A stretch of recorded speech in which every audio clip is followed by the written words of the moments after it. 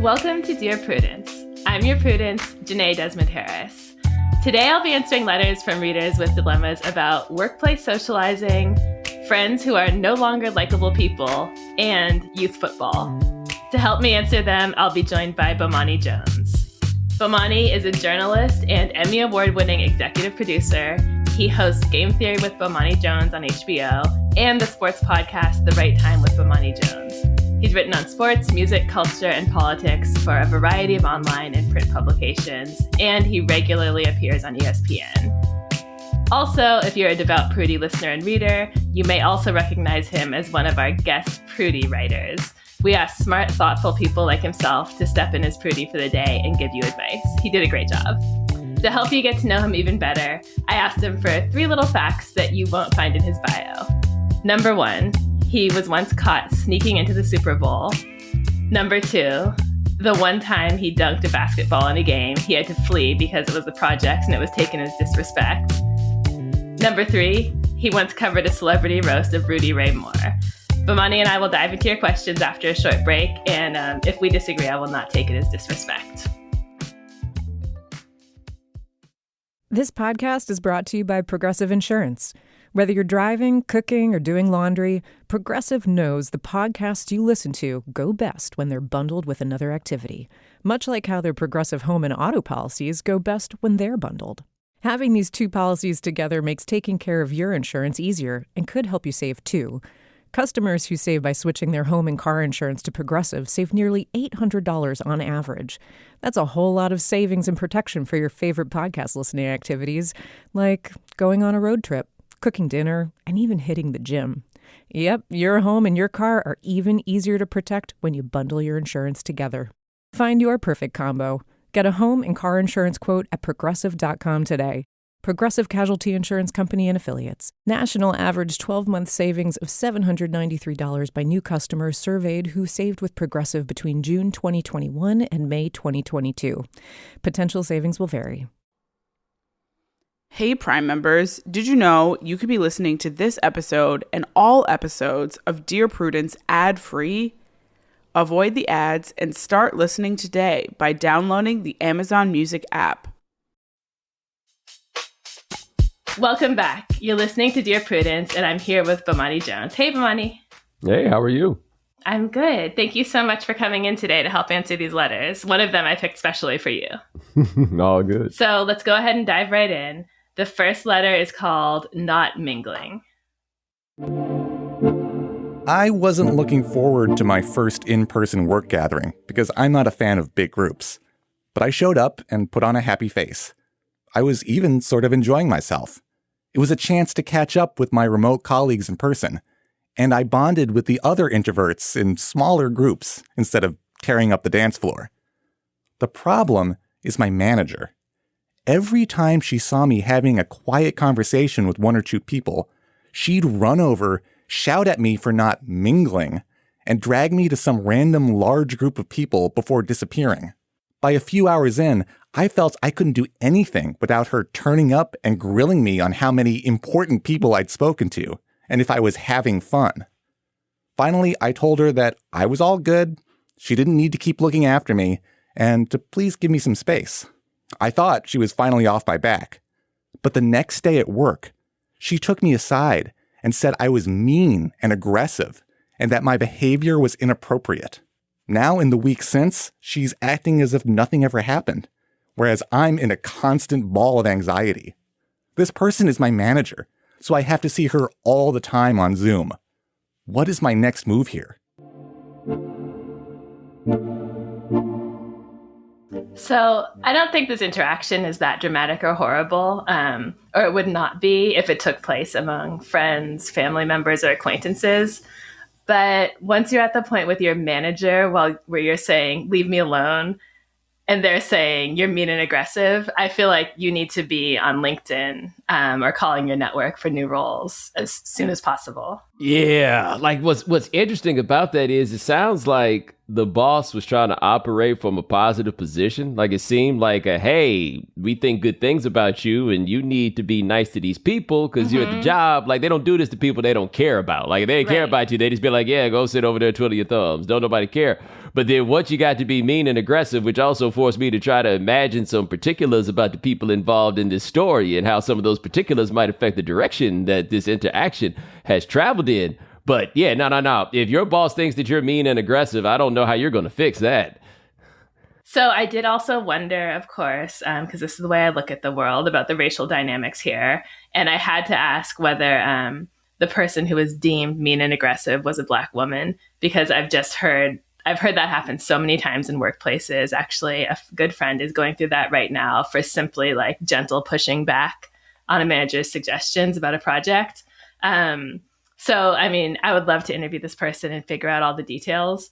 But without knowing that, I just think, again, once you've gotten to this place with your manager, you're not really going to come back from that. And the thing about being at work, like you said, Bomani, is you kind of have to be a little more accommodating than maybe you would be with your average person. Like if your cousin is coming over and saying, you're not mingling, come hang out, you can be like, hey, leave me alone, I'm fine. If your boss is doing it, you kind of probably... it's mingle time. It's probably mingle time, and you probably want to do it, and it's very okay to not like it. But the response to that is to look for another job, right? Because this isn't this is annoying behavior. This isn't HR violation type behavior. It's not even really rude. It's just something you don't like. And the unfortunate thing about work is that, we're there to do whatever we do in exchange for money, not to have a good time. And so you kind of have to roll with some things. Well, you also raised what I think is an interesting question is, do people tell white women that they're mean and aggressive in these circumstances? Because we don't know. Like when I hear it was interesting to me when social media let me know about all these men telling women they should smile more. But the reason it struck me was when I was in college, people stayed telling me to smile more.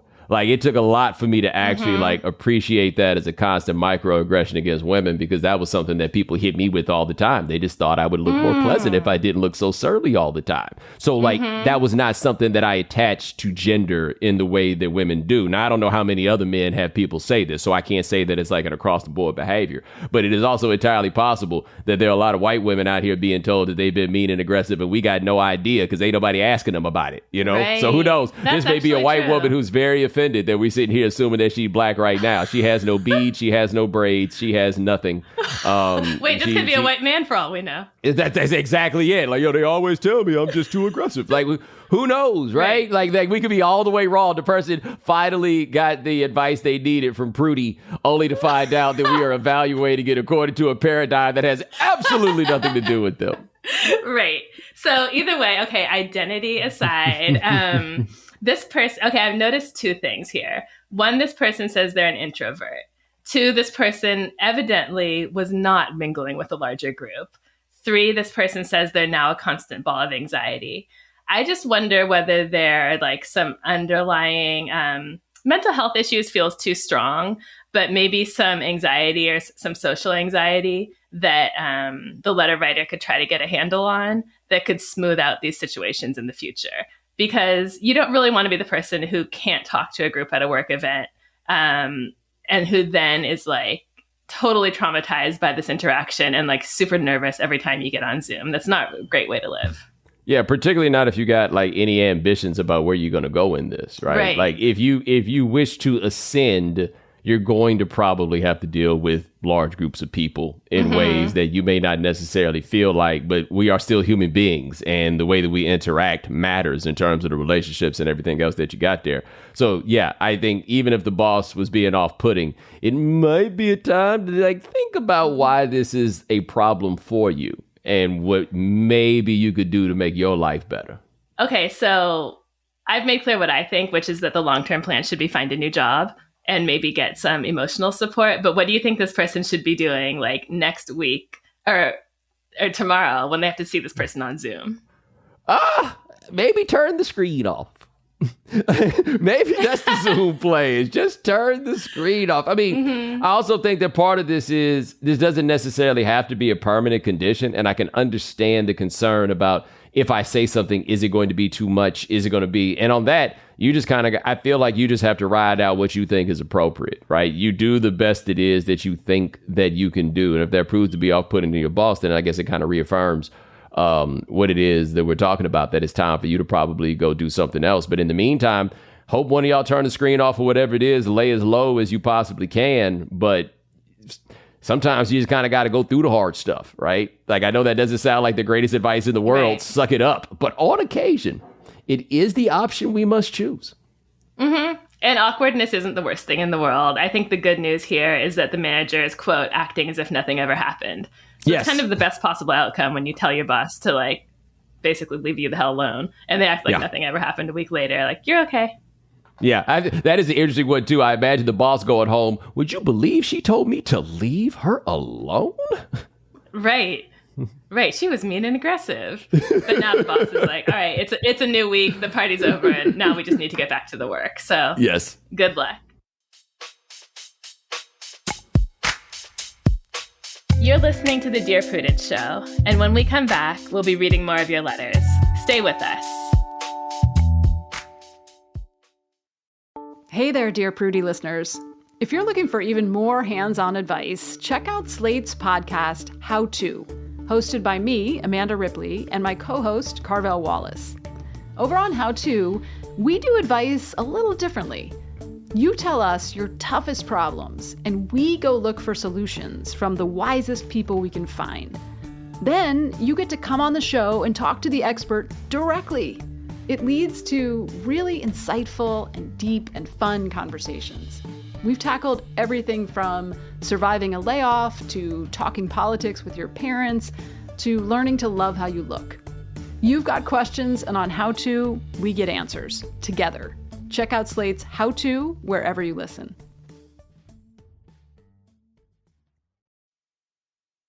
Can't get enough Dear Prudence? Then you should definitely join Slate Plus, Slate's membership program. You'll get to hear me answer an extra question every week just for members. With your subscription, you get ad-free listening across the Slate network and unlimited reading on the Slate site, including all Dear Prudence columns, past and present. Go to slate.com/Prudie Plus to sign up. It's just $15 for your first 3 months. Again, that's slate.com/Prudie Plus. Welcome back to Dear Prudence. I'm here with my guest, Bomani Jones, to answer your letters. Okay, here's our next question. It is titled, Orlando Auntie.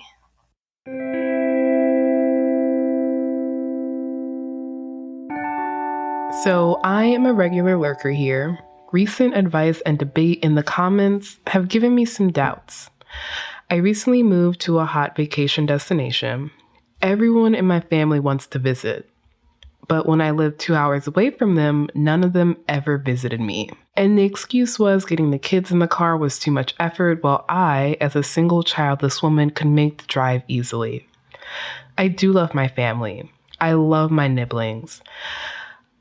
But I don't get how suddenly driving and flying halfway across the country is doable, but driving to see me when I lived less than 70 miles away for years wasn't.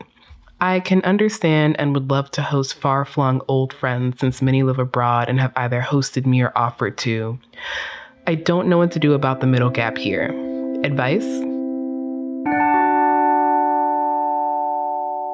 Okay, so I hear the bitterness just sort of seeping out of this letter, and I get it. These people didn't want to come see you when you had nothing to offer them in terms of vacation, and now they do, now that you live at a hot vacation destination. Goes without saying, like, you're within your rights to say, no, you didn't visit me then, and you can't visit me now. I just wonder if we can look at sort of a larger goal in terms of your relationship with these people. What do you want here? Do you want a relationship with your nibblings? Do you want to be close to these family members? Is there any room to understand that people do decide how to use their vacation time based on, like, what's a desirable destination and not just who will be there?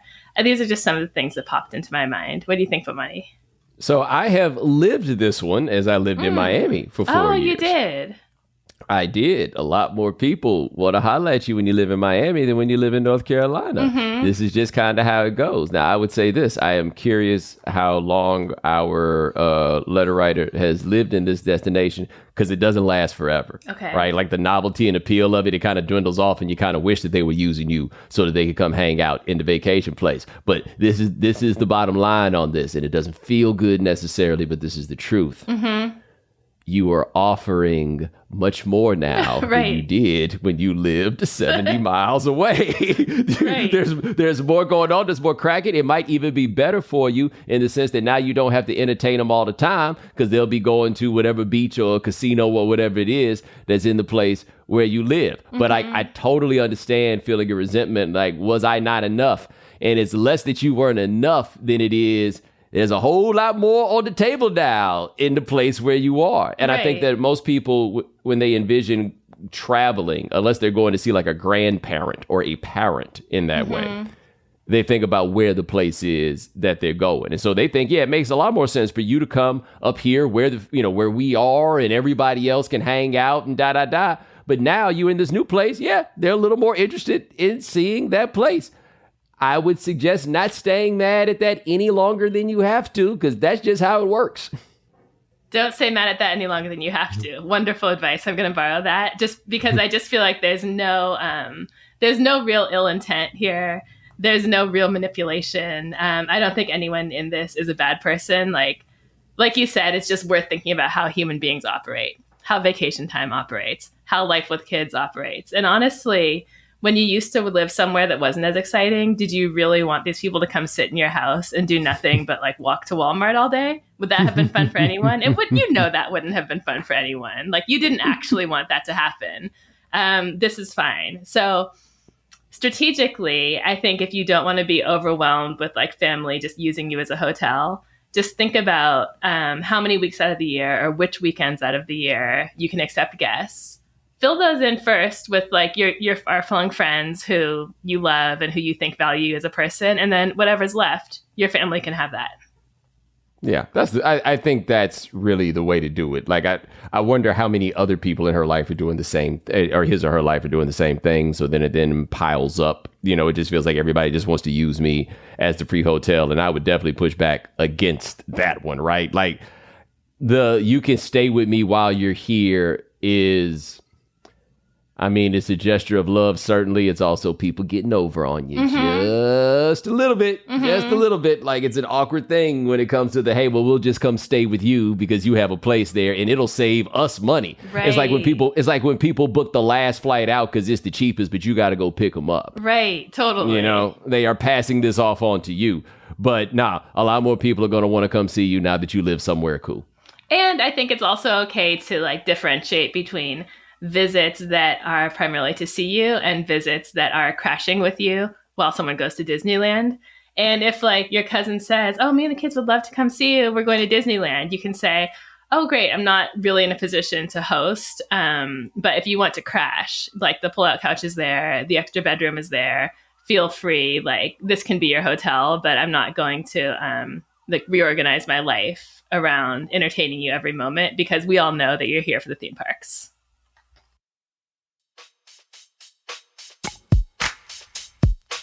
This is Dear Prudence.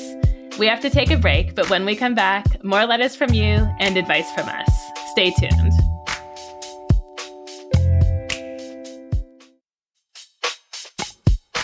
Okay, Bomani, are you ready for a question that I was actually going to skip, and then I realized you were coming on, and I basically want to hand it over to you completely? Yep. All good. Okay, great. It's titled, Is My Argument Not a Touchdown? Hi, Prudie. I'm a Northeasterner now living in the Deep South, football country. I am white and my husband is black. Help us settle a debate. He wants to allow our 9-year-old son, who is very large for his age and athletic, to play tackle football, which of course is huge down here. I think this is irresponsible.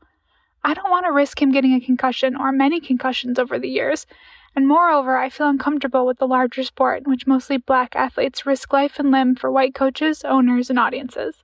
He'll probably be very good, but what is the reward for that? Playing for a college that will take advantage of him, or worse, the NFL, which my husband and I both boycotted over the treatment of Colin Kaepernick. It wasn't hard for me because I don't watch football, but I did boycott. I know it's the culture here, but I feel that there are plenty of other sports that could keep him safe and treat him with more care. As a woman and as a white person who is not from here, I worry my opinion doesn't matter. But it's my son, and it's our family's values. Help. Stay woke! Baby's sleeping! Oh, man! I joke, but I agree with just about everything that she said, even though I'm a person who covers all the football and makes a lot of money based upon this exploitation that she discusses.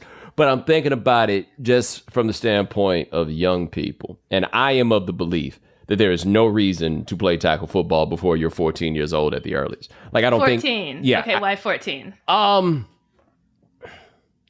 Because I am not far enough along in my journey to be with the football should be outlawed crowd. Mm-hmm. And I do think that there are some positives that people can derive from the institutions of football. And so once you get to 14, you're getting to high school and those sorts of things, you know. So like I can see that's when we start entertaining the possibility. But there's no reason for an 8-year-old to be playing tackle football or a 9-year-old to be playing tackle football. What I found funny is she says she got the big kid and she worried about him getting a concussion. And I heard her and I was worried about the other kids. Like it sounds like, look, man, when a parent tells you that their kid's a little big, that kid is really big. Right. Like He's probably the size of a 14-year-old. I was terrified for the rest of them. But I think I'm very interested in like the background and perspective of the family that she's married into and how they feel about this. Because something I always say about sports generally, but football in particular. So imagine a football game and everything that goes on with it. And we're going to make one small change. There's no ball.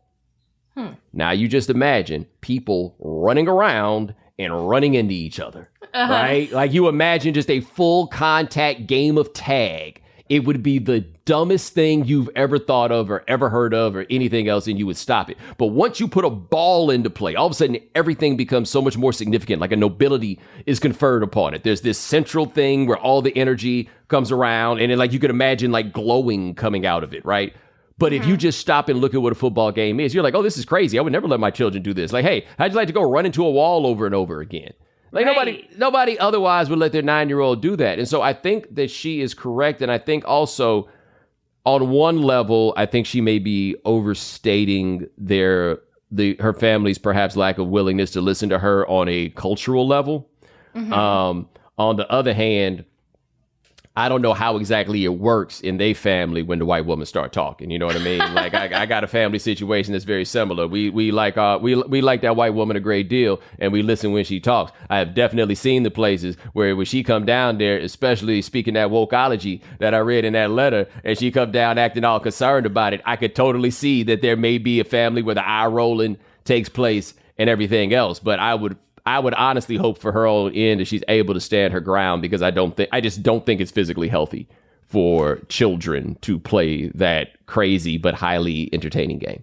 Yeah, I think as a mother, I think you need to be able to feel confident protecting your child's head and brain and body, and not sort of like second guess yourself because of self-consciousness around like identity and cultural issues, which I think it's good that she's a little bit hesitant and leaving room for there to be something that maybe, you know, she's not tapping into here because of like her geographic origins, her race, like her cultural history. But a concussion is a concussion, like a broken limb is a broken limb. And I think this conversation will become more productive if she starts to think about the kind of thing you were talking about age. So it doesn't have to be football is horrible, dangerous, and racist, or football is the best part of our culture and everyone should do it from age 3. I think she should start to negotiate around like what year, what position, right? I don't know. Do they have different kind of helmets? Are there different protections? Is there any way you can make it less dangerous and less problematic? Yeah, and I think the middle ground in the short run is flag football, which actually could wind up being good for their seemingly large young man.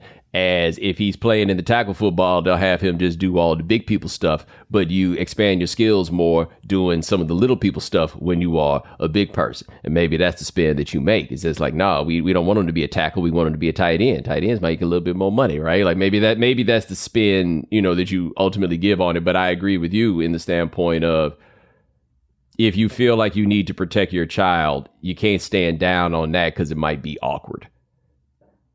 Like imagine how you would feel if like the kid did suffer a concussion, and this is a real thing, right? The kid suffers a concussion, Right. you over there like, but damn, I didn't want to make Big Mama mad. That is not going to feel good for you. I feel like as you proceed on that, I just don't think that's going to be a winner. But I really do.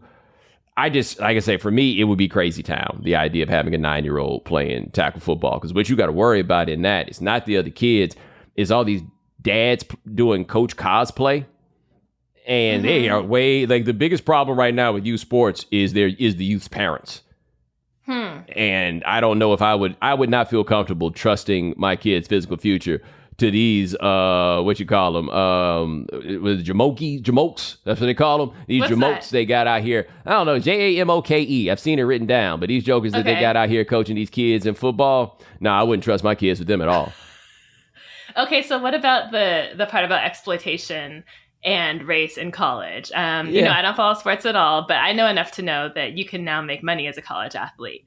So does that kind of take care of this issue a little bit? Oh, no. So, yeah, we did something a couple weeks ago in the New York Times about this and an essay on game theory on HBO about this. Players are able to get paid basically for endorsement deals off their names, images, and likenesses, but the schools are still not paying them. So you have to be kind of famous enough to get some money at this point. And the average college athlete is getting $1,100 a year off of the name, image, and likeness stuff. So it's not... It sounds like a lot when you're in college. Yeah, but it looking sounded at like it a now, lot it's when not really we were in significant. college. Inflation is a monster we have to keep in mind. Like, you can't stretch that $1,100 but so far.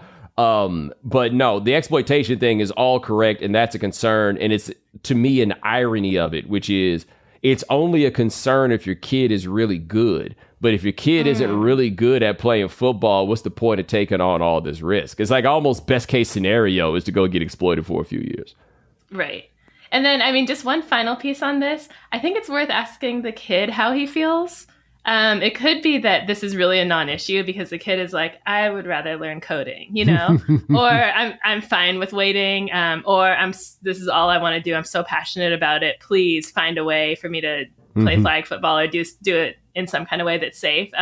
So just don't forget that, like, you're very concerned about him, and also he is a person, Yes. who has his own values and opinions. People always think them big kids just want to play football. And I grew up in Texas, so I would see this. The big kid that just really wasn't into it. But Yeah. everybody's like, well, what's the point of being big? Yeah, he might like to do something else completely. So, okay, I think we have some good options here. Please report back. And also, I think Bomani is going to help you win this debate. So you're welcome. Okay, last question for today. It's called 3 Years of Friendship, 3 years of Did You Really Say That? How do I kindly but firmly end a friendship as an adult? I've had a friend of 6 years, Will. We used to have fun together and mutually supported each other through some hard stuff. In the past 3 years, Will has made some big changes. The end of his first adult relationship and a new, ambitious job that is a huge career builder. This is great, but he's become incredibly fixated on money, and also the fact that no one will sleep with him. It's been a refrain for the past few years, talking about how he's an eligible man, talking about his spending, complaining about how none of the women that meet his standards are interested in him. As a woman, although thankfully a lesbian, I find this offensive. As someone in a similar job and income bracket, asking people what they spend on every little thing is rude. I've tried to talk to him about this stuff, but it didn't seem to go in. I'm really tired of this and began a slow fade a year ago, although our shared friends and proximity mean that we'll ideally become acquaintances. But he won't let go, and I'm not sure how direct I should be. I don't want to hurt him, but I also don't think we really have anything in common these days. I leave every conversation feeling vaguely slimy. What's the best next step? So you've already done the obvious things here. You've tried to talk to him, and you've done the slow fade out, which I really support a slow fade out in certain circumstances. I just think most people aren't really going to chase you all the way down to maintain a friendship. But once you've tried those things and they haven't worked and you've made it clear what's bothering you, I think you need to have an official friend breakup. And I've actually done this before. It means you have to sit down with the person or text them and say, it seems like we just keep bumping heads on this stuff. We don't see eye to eye anymore. We've talked. I've told you the things that bother me. I totally respect your right to keep living the way you want to live and talking the way you want to talk. but it's just not working for me. And just like you would say in a breakup, just say like, no hard feelings. It's not you, it's me, but let's take some space and I'll see you at like the parties of mutual friends, but I don't see us having a one-on-one friendship anymore. Am I living in a fantasy world? Can someone do that in real life, Bomani? Well, I mean, I feel like you can do that. I think it normally doesn't come to that. Like, what I find to be so interesting about this is, like, I think we all have friendships in some ways that peter out or they evolve or they change. But at least for me, there's rarely a need to have like a discussion at this inflection point to say, hey, this is where it's going. So what I find to be very interesting about this is that he ain't tired of her yet in the same way. Like, I'm listening to what his rhetoric is and, you know, what this stuff is, you know, it seems like very internet, like high value man kind of stuff. And I'm surprised that he even wants to keep talking to her, given that. And that's what I think is most surprising about this to me, is that normally when friendships bump against walls like this, like everybody's kind of aware of it. And like he's making changes you would think would take him in different directions. And he would be finding new friends or new people that were more along, you know, the line of thought that he had. Because at least in my experience, people that talk the rhetoric he's talking typically aren't that interested in hearing pushback on it. And so I guess he must really, really like her. Where if he's still hanging around, he has a high value man being with this woman that ain't never going to sleep with him. Right? Maybe he can rationalize it because it ain't about him per se. But I mean, I'm not saying to ghost the dude necessarily, but I think the slow fade out that you talk about, if you're not interested in talking to that person, you don't have to keep talking to that person. And I don't know if you necessarily need to announce that. Yeah, I was actually shocked too when I got to the part that said she's a lesbian, because I'd created a narrative where he had a crush on her and he was actually pursuing her. And he was using all this talk about money and like how great he was and this sort of weird incel adjacent, like you said, high value man listening to too many podcasts type of point of view. I thought that was all about how he would really like to date her and she wouldn't date him. But I assume her being a lesbian, that's something he accepts and isn't trying to change. So he just seems like incredibly, incredibly clueless. And it might not even be that he values her that much as a friend. It might be that he just likes hearing himself talk and will talk to anyone. Yeah, and I'll be honest, I'm curious as to like when they got cool, how they got cool, what is it that they were, you know, what were the things that their relationship was built around? And I asked that because if this dude is getting all the money that he's saying and he still can't meet women, something is wrong, right? Well, yeah, his whole personality, it sounds like. Yeah, and that's not to say that a woman is going to be with you just because you have money, but it greatly increases the patience that you receive in proving yourself early. Like, you may have been having a bad day, right? Like you get that slack on a bad first date when you got some money or you got something else going. And if he really got bread, like he says, and they still not sleeping with him, it might be a you, buddy. Well, to be fair, he says none of the women who, quote, meet his standards are interested in him. So there might be some women out there who would love to be patient with him. And then he's kind of aiming for like a different target audience that even his money isn't enough to get them interested. Yeah, I'd love to know what that standard is, because my experience is that women are a forgiving species, like to the point of their own detriment. Wow. Even for broke dudes. Wow. Well, this doesn't reflect well on Will at all. And I would be interested to know why everyone else in the friend group still wants to be friends with him. Or maybe they don't. Maybe he pays for everything since he got all his money. Maybe. That could actually explain a lot. But anyway, letter writer, you have tried. You have done everything. Bomani thinks you can continue a fade out. I would say if the fade out doesn't work, it sounds like this is someone who might be like hard-headed enough that you really just need to like tell him explicitly that this friendship isn't working for you. And he's not going to take it well. I can tell by his personality, but also you don't care because you don't like him.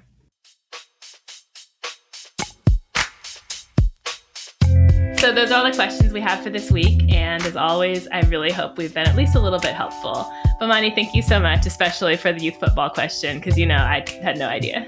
No problem. I appreciate you having me. Check us out. HBO Game Theory, Fridays, 11 p.m. HBO Max. HBO Max is important because it'd be there forever. Yes, catch Bomani every Friday on his show Game Theory with Bomani Jones on HBO. And go listen to him on his sports podcast, The Right Time with Bomani Jones. It's where he weighs in on sports, pop culture, social topics, and more. With your comments on Mondays, friends of the show on Wednesdays, and Dominique Foxworth on Fridays. Do you need help getting along with partners, relatives, coworkers, and people in general? Write to me. Go to slate.com/Prudie. That's slate.com/PRUDIE. The Dear Prudence column publishes every Thursday. And you can join us for the Dear Prudence live chat on Mondays at noon Eastern. If you'd like to hear your question answered on the podcast, we are looking for letter writers who would be comfortable recording their questions for the show. You can stay anonymous. Dear Prudence is produced by Sierra Spragley Ricks, with a special thanks to Brandon Nix. Editorial help from Paola De Verona. Daisy Rosario is senior supervising producer, and Alicia Montgomery is Slate's VP of audio. I'm your Dear Prudence, Jenée Desmond-Harris. Until next time.